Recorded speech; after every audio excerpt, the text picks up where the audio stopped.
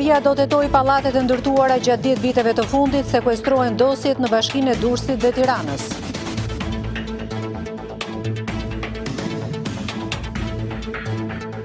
Tërmeti i 26 nëntorit ka shkaktuar traumat më të rënda se dhe ato të viteve 79 dhe 30, 97 vjeçari banues në kepin e Rodonit rrethon përjetimet.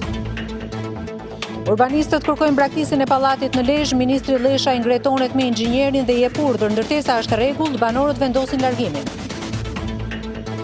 Inxhinierët japin alarmin, pallatet në Shqipëri ndërtohen në bazë të ligjit të vitit 1989, kërkohet ndryshim i plotë i rregullave për përballimin e tërmeteve. Kryqi i Kuq nis operacionin për kthimin e 40 fëmijëve shqiptar nga Siria, i zbulojnë në kampin Al Holm.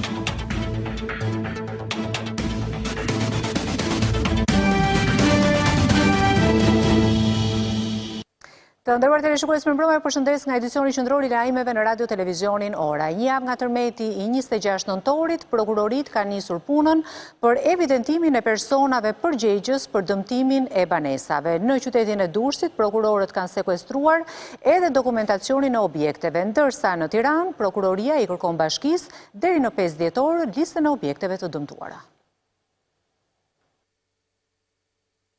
Prokurorët e Durrësit që kanë marrë në dorë hetimin e pasojave të tërmetit të 26 nëntorit kanë nisur veprimet konkrete në kërkim të përgjegjësive njerëzore.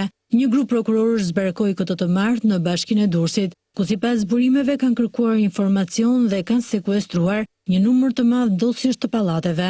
Dosjet në këtë institucion sipas ligjit përmbajnë projektin dhe dokumentet e tjera bazë me të cilat kërkohet dhe leje ndërtimi. Sipas burimeve, prokuroria ka sekuestruar dokumentet e lejeve të ndërtimit në zyrën urbanistike të 10 viteve të fundit, përqindra pallate e godina të tjera që u dëmtuan nga tërmeti 26 nëntorit. Rëndësi të veçantë grupi i hetimit i ka kushtuar dhe ndërtimeve ku u regjistrua 24 viktima në Durrës, ku veç respektimit të lejeve me vëmendje do të verifikohet dhe cilësia e ndërtimit. Grupi prokurorëve mësoi se ka marrë mostra prove në objekte që tashmë janë shëmbur pasi përbënin rrezik. Ndërkohë, Prokuroria e Tiranës nuk ka ende në dorë të gjithë dokumentacionin për objektet që janë dëmtuar nga tërmeti 26 nëntorit. Organi i akuzës i është drejtuar me një shkresë të dytë brenda pak ditësh pas shkrisë së Tiranës, ku i kërkon listën e plotë të banesave të prekura në të cilat janë konstatuar dëmtime. Prokuroria porosit bashkinë dhe policinë që të mos kryen asnjë veprim, pa praninë e prokurorëve dhe për çdo lloj situate në të cilën është konstatuar dëmtim dhe është vendosur prishja e ndërtimit, të njoftohet paraprakisht prokuroria, e cila vën në dispozicion grupin hetimor me qëllim kryerjen e hetimeve. Drejtuesja e Prokurorisë së Tiranës, Elisabeta Imeraj, i kalon në afat bashkisë deri në 5 dhjetor që të depozitojë të gjithë informacionin mbi këto ndërtesa. Shumë pranë epiqendrës së tërmetit të 26 nëntorit jeton 97 vjeçari Lek Qerri. Për Radio Televizionin Ora ai flet mbi lëkundjet më të forta ndër vite, por krahasuar me 1930-ën dhe 1979-ën, ai veçon atë të një javë më parë, ku humbën jetën 51 persona.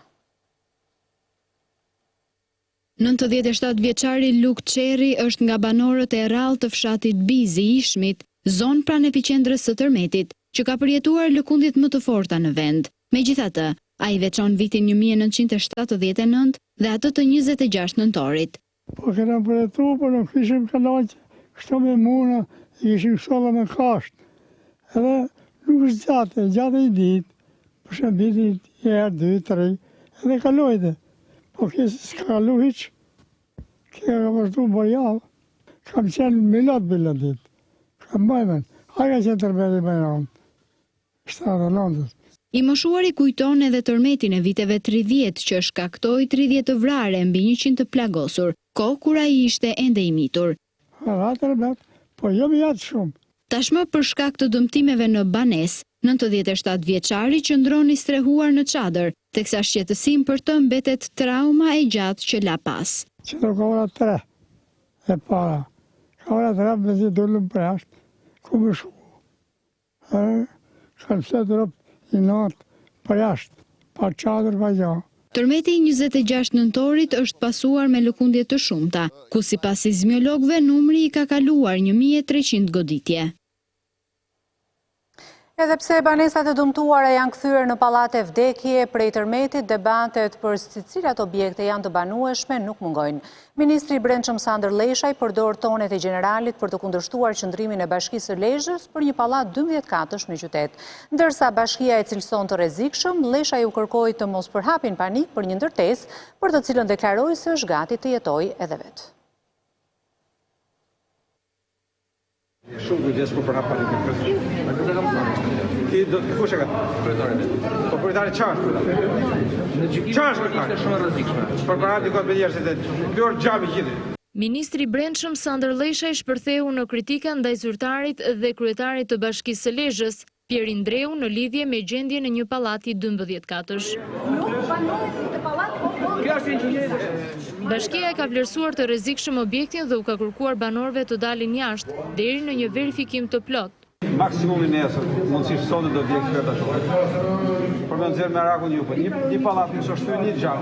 Por ky qëndrim që siç thot drejtori urbanistikës Nik Leka, ka për synim mbrojtjen e banorëve derisa të flasin ekspertët, i ka përplasur me ministrin e Brendshëm. Ky i fundit dëgjohet në video ku shkon deri në kërcënime ndaj zyrtarit pasi sipas tij po përhap panik. Situata nuk është e mirë. Stop. E kena verifikuar. Jeni kujdes, nëse këto vetes inxhinier, hajde me nuk për. Ndërsa për të qetësuar banorët, ministri i Brendshëm thot se do të ishte i gatshëm të jetonte aty vetë me familjen. Për veten time thash, me qenë me një javë vija rri këtu për ishte. Ngjarja në Lezhë solli reagimin e sekretarit të përgjithshëm të Partisë Demokratike Gazmend Bardhi. Ai kërkoi nisjen e hetimeve ndaj ministrit të Brendshëm Sandër Leshaj, duke e cilësuar rastin flagrant. Sjellja e ministrit të Brendshëm është jo vetëm e papërgjegjshme, por edhe kriminale. Është dëshmi se qeverisemi nga njerëz që duan të fshehin të vërtetën, duke rrezikuar jetën e qytetarëve, theksoi Bardhi. Sipas tij, këta qeveritar janë të njëjtët që detyruan ekspertët të ndryshonin aktet e verifikimit për 2 pallatet në Thuman, t'i vlerësonin ato si të banueshme, duke bërë përgjegjës për humbjen e jetës së 24 qytetarëve. Objektet në Shqipëri ndërtohen mbi bazën e kushteve teknike të projektimit antisizmik të vitit 1989, që sipas ekspertëve duhet të ndryshojë. Në një intervistë për Radio Televizionin Ora, ish drejtori i Institutit të Sismologjisë, Shoqëria Liaj, shprehet se kushtet e reja duhet të bazohen tek eurokodet dhe studimet e reja të terrenit shqiptar. Njohës të sismologjisë sugjerojnë që kushtet teknike të projektimit antisizmik duhet të përditësohen në bazë të eurokodeve. Në një intervistë për Radio Televizionin Ora, drejtori i fundit i Institutit të Sismologjisë, Shoqëria Liaj, shprehet se ndërtesat në Shqipëri vijojnë të ndërtohen mbi bazën e kodeve të hartuara në vitin 1989, që sipas tij duhet ndryshuar pas tërmetit të 26 nëntorit. Tash ka ardhur koha që ky kusht të bjerë, sepse ne, siç thash unë, ne bëjmë llogaritje rreziku sismik me akseleracione, si shkon akseleracione, të hartohet një kusht i ri teknik i ndërtimeve antisizmike. Alia i shprehet se zona bregdetare e Shqipërisë është më e rrezikuara nga lëvizjet sismike për shkak të vendosjes së pllakave tektonike, ndërsa thekson se sipas studimeve një tërmet një magnitude mbi 6 të shkallës Richter mund të ndodhë pas 100 vitesh. Një tërmet i tillë në Durrës, me që e përmende, ka rënë në 1926. Bëhet 100 vjet që ajo zona akumulonte dhe zona bregdetare e Shqipërisë është zona më e kërcënuar me rrezik më të lartë sismik në Shqipëri. Ndërsa tërmetet 3.9 do vazhdojnë, tërmetet që po thuaj edhe zona e afër mund mos i djej, 2.3 janë fare të që ka bubron gjithë Shqipëria me 2.3. Nga ana tjetër edhe shoqata e ndërtuesve përmes një deklarate për mediat ka shprehur domosdoshmërinë për hartimin e normave teknike që mungojnë, ndërsa thekson se eksperienca europiane përmes eurokodeve duhet të përqafohet sa më shpejt nga legjislacioni shqiptar. Në situatën dramatike që la pas tërmeti i 26 nëntorit, presidenti i Republikës Metaj është drejtuar me 4 kërkesa kryeministrit Rama. Meta kërkon përgatitjen e një harte të re fizike të riskut, ku do të përcaktohen zonat më të rrezikuara nga tërmetet, nga zjarret dhe përmbytjet dhe zbatimin e eurokodeve në ndërtim, plotësimin e legjislacionit me element të sigurisë dhe rishikimin e buxhetit për përballimin e situatave të tjera.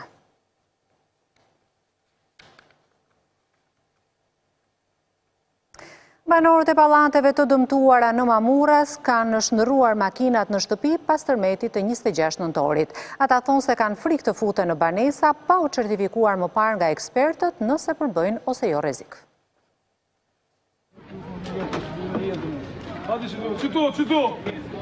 Makinat janë bërë stre prej ditësh e banorëve të 5 pallateve në qytetin e Mamuras si të dëmtuar nga tërmeti 26 nëntorit. Kam fut edhe kum shit makinë time, i kam strehu, i kam grep edhe një çadër këtu, se këtu s'po vjen kush me vu dorë asnjëri, i bëj thirrje Edi Ramës, lutem shumë, vetë dorëm këtë popull. Banorët thonë se i kalojnë netët aty pasi askush deri tani nuk u ka shkuar për t'u thënë nëse mund të qëndrojnë brenda banesave. Zgjedhja jonë është që të na vinë eksperta nga Tirana, nuk i du fare me i pat laçit se laçi pishin, nuk na dhanë zgjidhje. Kanë thënë do vinë ekspert për këtë punë që të tashojnë ku e ka dëmtimin, a e ka tulla, e ka rana, ka themelja, e ka, po faktikisht ky pallat duket që është amortizuar. Edhe para tërmetit banorët thonë se kanë pasur jetë të vështirë, ndaj tashmë kërkojnë ndihmë për të kapërcyer këtë sfidë të re. Kush tjetër me opozit, me lekëndor, me eshu, krejt mo, kryetar këshilli, kryetar bashkie, prefektura, kryeministri, krejt të vinë, unë t'i jap shilcin tim, të rrinë një natë mrena ato me kalamajt e vet. Unë kam përshku me një gjithë jetën në fshathyre ku të të mlon ato. Pallatet e dëmtuara në Mamuras janë ndërtuar kryesisht para viteve 90 dhe siç tregojnë pamjet, kanë pësuar dëmtime të dukshme, por për rrezikshmërinë e tyre pritet fjala e ekspertëve. Zyra qendrore e operacioneve për menaxhimin e fatkeqësive natyrore ka publikuar të dhënat e deri tanishme për zonat e prekura nga tërmeti, ndërsa vërehet se harta është zgjeruar. Sipas të dhënave, përveç Durrësit, Tiranës dhe Lezhës, që janë edhe qarqet më të dëmtuara, tërmeti ka prekur edhe Dibrën, Kuksin, Fierin, Elbasanin dhe Beratin. Rezulton se janë 1183 shtëpi të shembura, 558 pallate të dëmtuara rënd.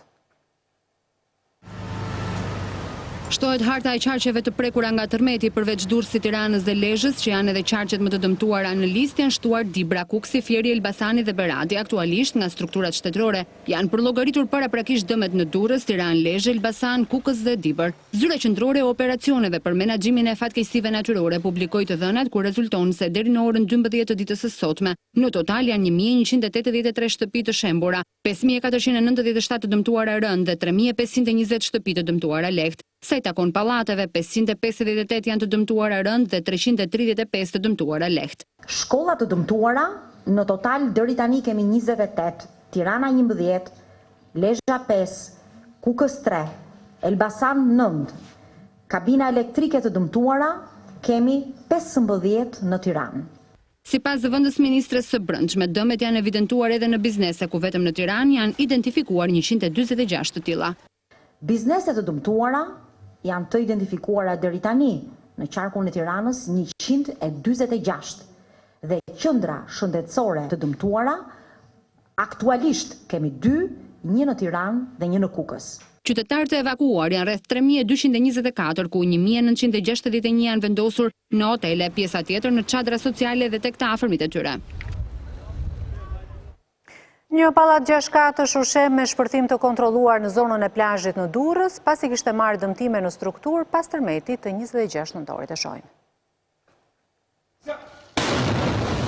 Ky pallat 6 katësh u bën ndërtesa e parë e dëmtuar nga tërmeti i 26 nëntorit që u shëmb me shpërthim të komanduar. Ndërtesa kishte pësuar dëmtime në strukturë dhe u vlerësua i pabanueshëm. Ndaj ekspertët vendosën që ta shëmbnin duke përdorur eksploziv. Gjenierët e forcave të armatosura bën shëmbjen e pallatit me shpërthim të komanduar. Operacioni sipas ekspertëve përfundoi pa incidente dhe sipas parashikimit të ekspertëve që ndërtesa të rrëzohet nga krau i rrugës në mënyrë që të shmangej dëmtimi i dy pallateve ngjitur. Në kohën e shpërthimit zona u evakua. Pallati sipas të dhënave ishte ndërtuar rreth 6 vjet më parë, por siç tregojnë edhe këto pamje, pësoi dëmtime në strukturë pas tërmetit të datës 26 nëntor. Kreu Demokrat denoncoi nga Durrësi gjendjen e vështirë në të cilën ndodhen banorët e 5 pallateve në Mas, të cilët prej 6 ditësh flen jashtë në çadra mes Lucës dhe shiut. Basha tha se këtu banorët duhet të sistemohen urgjentisht në shkolla ose në kontenier, pasi mes tyre ka fëmijë të vegjël dhe të moshuar të sëmurë. Para se të filloj me të. Kam 4 orë. Kreu i Partisë Demokratike ishte sot pranë banorëve të Sukthit në Durrës, të cilët janë prekur nga tërmeti 26 nëntorit. Sipas tij, në këtë zonë ka një harres totale të instancave shtetërore për banorët, ndërsa tha se kampi i Mancës është një batërdi e vërtet. Balta ka shkuar deri në gjuhë, brenda ka nga foshnjë 1 muaj dhe fëmijë 1 apo 2 vjeç deri tek pleq 70, 80, 90 vjeç të smur. A i kërkoj që banorët që kanë mbetur pa shtëpi të kalojnë në ambientet e shkollave të klasifikuara si jashtë rrezikut ose të çohen në kontenier. Prej ditës 2 të emergjencës kam bërë thirrje që askush mos qëndrojnë çadër. Një numër është sistemuar ose te të afërmit ose në strehime tjera, por ndërkohë ja ku i ke pak kilometra nga Durrësi, të gjithë familjet e 5 pallateve në Lucë, në Balt.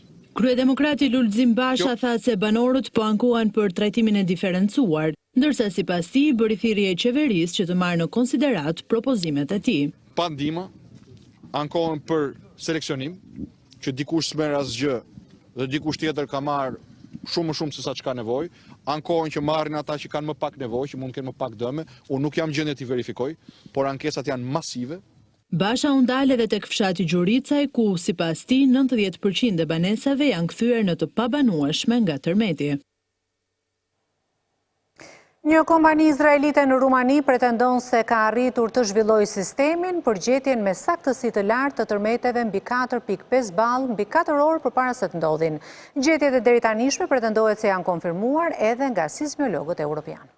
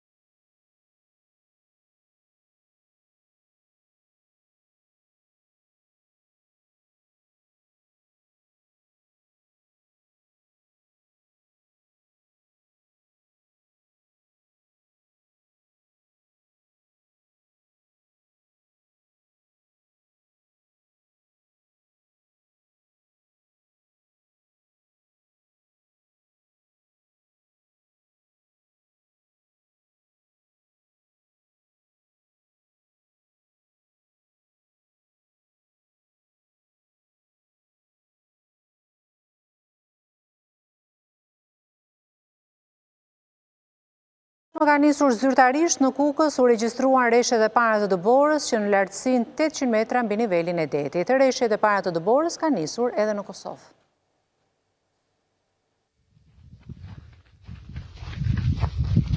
Dimri nisi zyrtarisht në Kukës.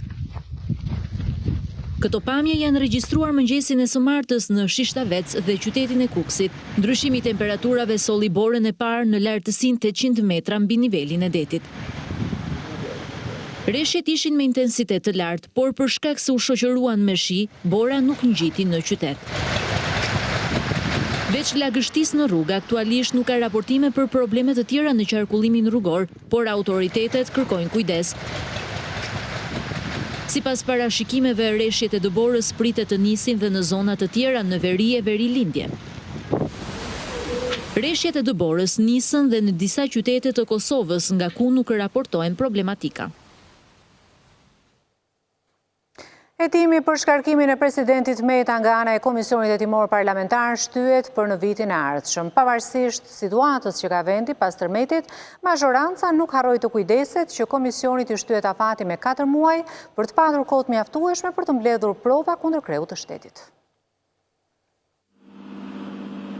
Edhe pse në gjendje të jashtëzakonshme emergjencë, mazhoranca nuk e harron hetimin për shkarkimin e presidentit Ilir Meta pas dekretit për anullimin e zgjedhjeve të 3 qershorit. Mbledhja e Komisionit Hetimor nisi me 1 minutë heshje për 51 viktima të tërmetit të 26 nëntorit.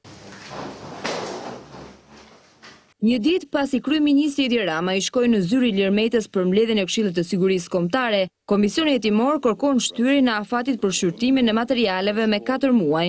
Me 8 vota pro dhe me 1 vot kundër, miratohet ky vendim për të drejtuar Kuvendit Shqipërisë për shtuar afatin e këtij komisioni. Shtimi i kohës është 4 muaj. Nuk munguan as debatet në komisionin mes anëtarëve të opozitës dhe Partisë Socialiste duke akuzuar njëri tjetrin për lojra politike. Dhe kuptohet që ne po bëjmë një lojë politike më shumë se sa një hetim. Puna konkrete e këtij komisioni do fillojë në fund të janarit. Këtu nuk ka lojë politike, po të kishte lojë politike nëse kishim kryer fare këtë komision hetimor, ka qenë iniciativa tonë e majorancës. Në këtë mbledhje nuk u mor parasysh kërkesa e Partisë Socialiste për të shtuar në objektin e punës edhe dekretin e kreut të shtetit për anëtarin e gjykatës kushtetuese Marsida Gjaferllari, por kjo pritet të diskutohet në mbledhjen e radhës. Pas bashkimit të Alvin Berishës me familjen, lajme pozitive priten edhe për rreth 40 fëmijë të tjerë shqiptar që ndodhen në kampin Al-Hol të Siris.